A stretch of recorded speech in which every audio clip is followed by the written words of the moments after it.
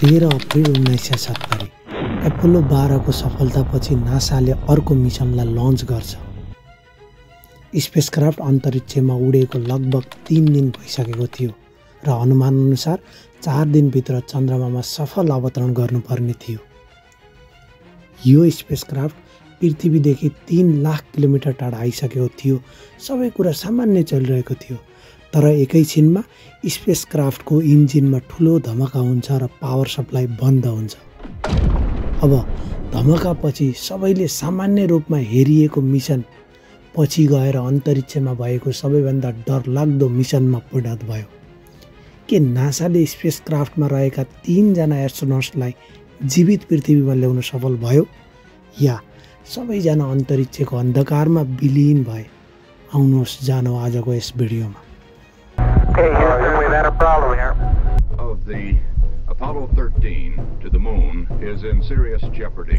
That it was solvable, and then I was coming to the conclusion that I couldn't solve it. The Apollo 13 spacecraft has lost all electrical power.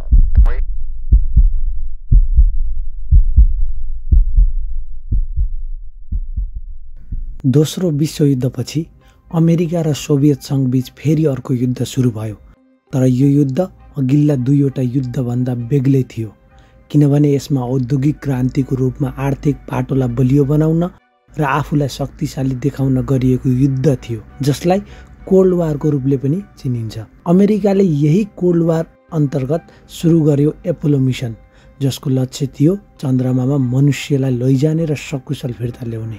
अमेरिकाले Soviet सङ्घलाई पछि पार्दै जुलाई 16, 1969 lunch गर्यो Apollo 11 mission र बन्यो चन्द्रमामा पाइला टेक्ने प्रथम राष्ट्र। एपोलो 11 पछि केही महिनापछि फेरि अर्को मिसन एपोलो 12लाई पनि चन्द्रमामा सफल अवतरण गरायो। एपोलो मिसनहरूमा अमेरिकाले अत्याधिक रूपमा पैसा खर्च गरिरहेको थियो र अमेरिका भियतनाम युद्धमा संलग्नताको कारण जनता निकै असन्तुष्ट थिए। त्यसैले आगामी एपोलो मिसनहरूको लागि नासाको बजेटलाई पनि धेरै कटौती गरिसकिएको थियो। यी सबै समस्याबीच नासाले आफ्नो एपोलो 13 मिसनलाई निरन्तरता दिने निर्णय गर्यो र 1970 अप्रिल 11 मा एपोलो 13 मिसनलाई लन्च गर्यो र स्पेसक्राफ्टमा यात्रा गर्दै थिए 3 जना अन्तरिक्ष यात्रीहरू, commander Jim Lovell, lunar module pilot Fred Haise र कमान्ड मोड्युल पाइलट केन मेटिङ्ली।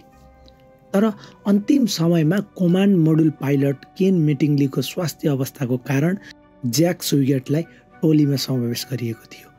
यात्राको लगभग 56 घण्टापछि जब एपोलो 13 पृथ्वीदेखि 3 लाख किलोमिटर टाढा गएको थियो, केही समयपछि क्याबिनमा एक तेज झड्का सुनियो र सबै इमर्जेन्सी अलार्म बज्न थाले। तुरुन्तै कमान्ड मोड्युल पाइलट ज्याक सुइगेटले रेडियोमा सन्देश पठाए। यो विस्फोट यति शक्तिशाली थियो कि यसले अन्तरिक्ष यानलाई समेत हल्लाइदिएको थियो। कमान्डर जिमले झ्याल बाहिर हेर्दा केही तरल पदार्थ अन्तरिक्षमा चुहिरहेको देखे। विस्फोटमा सर्भिस मोड्युलमा रहेका 3वटा अक्सिजन ट्याङ्क मध्ये 2वटा पूर्ण रूपमा क्षति भइसकेको थियो र बाँकी एउटा ट्याङ्कबाट लिक्विड अक्सिजन लिक भइरहेको थियो। अब चन्द्रमामा अवतरण गर्ने मिसनलाई रद्द गरेर नासाले तुरुन्तै एपोलो 13 लाई पृथ्वीमा फर्काउने प्लान बनाउन थाल्यो। सबैभन्दा पहिला कमान्ड मोड्युलमा रहेका एस्ट्रोनट्सलाई लुनार मोड्युलमा सारियो। कमान्ड मोड्युलमा पर्याप्त मात्रामा ऊर्जाको स्रोत र अक्सिजन थिएन, तर समस्या यहाँनिर भने सकिएको छैन। लुनार मोड्युललाई चन्द्रमामा मात्र अवतरण गर्न बनाइएको थियो। अब त्यसलाई एउटा साधन जसले यात्रुहरूलाई पृथ्वीसम्म ल्याउन प्रयोग गरिँदै थियो। लुनार मोड्युलमा भने 2 जना यात्रीहरू 2 दिनसम्म बस्न सक्ने पर्याप्त ऊर्जाको स्रोत थियो। त्यहाँ 3 जना यात्रीहरू 4 दिनसम्म यात्रा गरी पृथ्वी फर्कनु पर्ने अवस्था सिर्जना भएको थियो।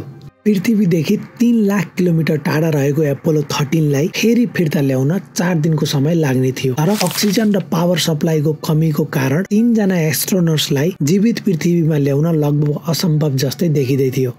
नासाले तुरुन्तै सबै साइन्टिस्ट र एक्सपर्ट्सहरूलाई भेला गर्यो। जो उपस्थित हुन सक्दैनथ्यो उसलाई फोन लाइनमा जोडेर घटनाको एनालाइसिस र समाधानको बाटो खोजिन थाल्यो। जुन मिसनलाई सबैजनाले एउटा सामान्य मिसनको रूपमा हेरिरहेका थिए, घटनाको हेडलाइन पछि सबैको चासो एपोलो 13 मिसनतर्फ जान थाल्यो र विश्वभरि समाचार फैलियो। अर्कोतर्फ मिसन कन्ट्रोलले एस्ट्रोनट्सलाई सुरक्षित पृथ्वीमा ल्याउन दुईवटा प्रस्तावहरू पेश गर्यो। पहिलो प्रस्ताव, सर्भिस मोड्युलको इन्जिनलाई फेरि स्टार्ट गरी पृथ्वीतर्फ सिधै घुमाएर फिर्ता ल्याउने, जसको लागि 48 घण्टाको समय लाग्ने थियो। तर सर्भिस मोड्युलको विस्फोटपछि त्यहाँ न्यून मात्रामा पावर सप्लाई बाँकी थियो, जसले 1 घण्टा पनि धान्न सक्ने अवस्था थिएन।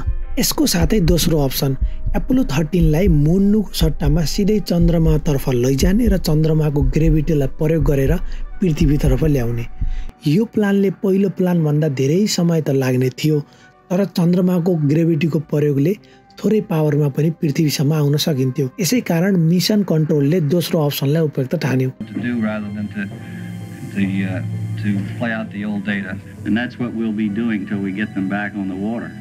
अब लुनार मोड्युललाई चन्द्रमातर्फ अगाडि बढाउनु थियो, तर त्यहाँ ल्यान्ड गर्नको लागि नभएर चन्द्रमाको ट्रेजेडीलाई प्रयोग गरेर फेरि पृथ्वीतर्फ घुमाउनको लागि। अब यो महत्त्वपूर्ण कामको लागि लुनार मोड्युलको इन्जिनलाई धेरै फेर बन्द गर्नुपर्ने अवस्था आएको थियो। तर समस्या के कुरामा थियो भने लुनार मोड्युलको इन्जिनलाई एक फेर मात्रै बन्द गर्नको लागि बनाइएको थियो, किनभने लुनार मोड्युललाई चन्द्रमामा अवतरण गरी फेरि कमान्ड मोड्युलसम्म जोड्नको लागि इन्जिनलाई एक फेर मात्र स्टार्ट गरे हुन्थ्यो। तर अहिले अवस्था भने बेग्लै थियो।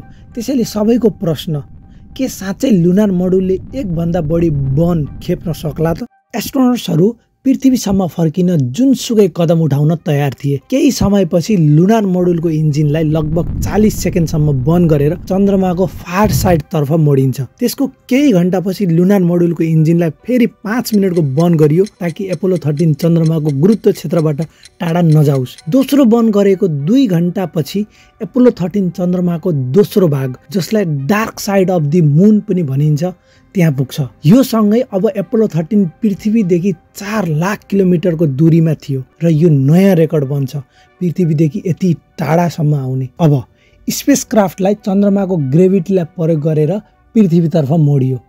यता मिसन कन्ट्रोलले लुनार मोड्युलको इन्जिनलाई कसरी चलाइराख्ने भनेर क्याल्कुलेसन गरिरहेका थिए। तर समस्या यहाँनिर भने सकिएको थिएन। हामीले तपाईँलाई भिडियोको सुरुमा भनेका थियौँ कि लुनार मोड्युललाई 2 जना 3 दिनसम्म सर्भाइभ गर्न सक्ने गरी डिजाइन गरिएको थियो। तर लुनार मोड्युलले आफ्नो योग्यताभन्दा बढी मानिसलाई 4 दिनसम्म यात्रा गर्दै थियो। त्यसैको कारण लुनार मोड्युलभित्र CO2 अर्थात् कार्बन डाइअक्साइडको लेभल पनि बढ्न थाल्छ। साथीहरू, हामीले पृथ्वीमा बसेर श्वास प्रश्वास गर्दा हामीले फ्याँकेको कार्बन डाइअक्साइड पृथ्वीको वायुमण्डलले एब्जर्ब गर्छ। त्यही फेनोमेनालाई प्रयोग गर्दै स्पेसक्राफ्टमा लिथियम हाइड्रोक्साइडको क्यानेस्टरहरू जडान गरिएको हुन्छ। तर लुनार मोड्युलको केसमा भने यो यन्त्र निकै सानो थियो, त्यसैले स्पेसक्राफ्टभित्र कार्बन डाइअक्साइडको लेभल निकै तीव्र गतिमा बढिरहेको थियो।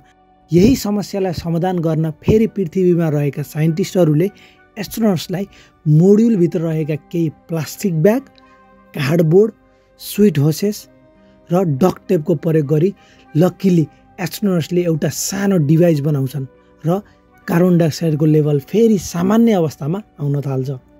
यो सँगै नासाको मिसन कन्ट्रोलले एस्ट्रोनट्सहरूलाई केही इन्स्ट्रक्सनहरू दिएको थियो, जसमा एकजना मानिसले एक दिनमा 200 ml पानी मात्रै पिउन सक्छ र आवश्यक बाहेक सबै विद्युतीय उपकरण जस्तै लाइट र हिटर न्यून मात्रामा प्रयोग गर्नुपर्छ, किनभने स्पेसक्राफ्टभित्र कम मात्रामा पानी र पावर बाँकी थियो। साइन्टिस्टहरूको सानो क्याल्कुलेसन एररको कारण स्पेससिप आफ्नो ट्र्याकबाट बाहिर गइरहेको थियो, जसलाई ट्र्याकमा ल्याउन कमान्डर लोवेलले लुनार मोड्युलको इन्जिनलाई तेस्रो फेर बन्द गर्छन् र लक्किली इन्जिनले तेस्रो बन्द पनि झेल्न सक्छ।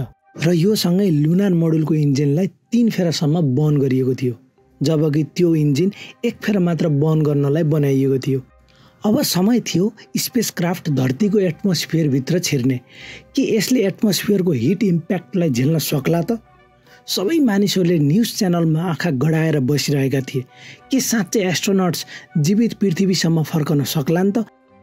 एस्ट्रोनट्सका सबै फ्यामिली मेम्बर र साथीहरू टेलिभिजनमा आँखा गडाएर आफ्नो मान्छेको प्रतीक्षामा थिए। यात्राको चौथो दिन जब स्पेसक्राफ्ट पृथ्वीको वायुमण्डलमा प्रवेश गर्न लाग्छ, एस्ट्रोनट्सहरूलाई फेरि लुनार मोड्युलदेखि कमान्ड मोड्युलमा सर्न आदेश आउँछ, किनभने कमान्ड मोड्युलले मात्रै पृथ्वीको वायुमण्डलको घर्षणलाई झेल्न सक्ने गरी डिजाइन गरिएको थियो। जब कमान्ड मोड्युल पृथ्वीको वायुमण्डलमा छिर्छ, त्यत्तिकैमा स्पेसक्राफ्ट र मिसन कन्ट्रोल बीचको सम्पर्क तोडिन्छ।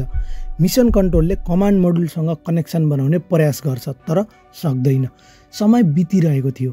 1 minute, 2 minute, 3 minute 20 second 3 minute 40 second 4 मिनेटसम्म कुनै कनेक्सन हुन सक्दैन।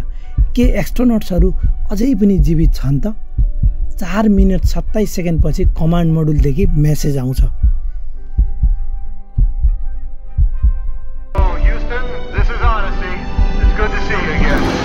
अन्ततः कमान्ड मोडुलले सुरक्षित रूपमा पृथ्वीको वायुमण्डललाई पार गर्छ र अप्रिल 17 प्रशान्त महासागरमा अवतरण गर्छ। यात्रीको सुरक्षित रिटर्नले विश्वभरका मानिसलाई आशा र प्रेरणा प्रदान गरेको थियो। एपोलो 13 मिसनले चन्द्रमामा अवतरण गर्न नसके तापनि त्यति ठुलो घटनापछि पुनः सबैजना एस्ट्रोनट्सलाई सकुशल फिर्ता ल्याउन सफल भएकोमा यसलाई एक सक्सेसफुल फेलियर मिसनको रूपमा पनि हेरिन्छ।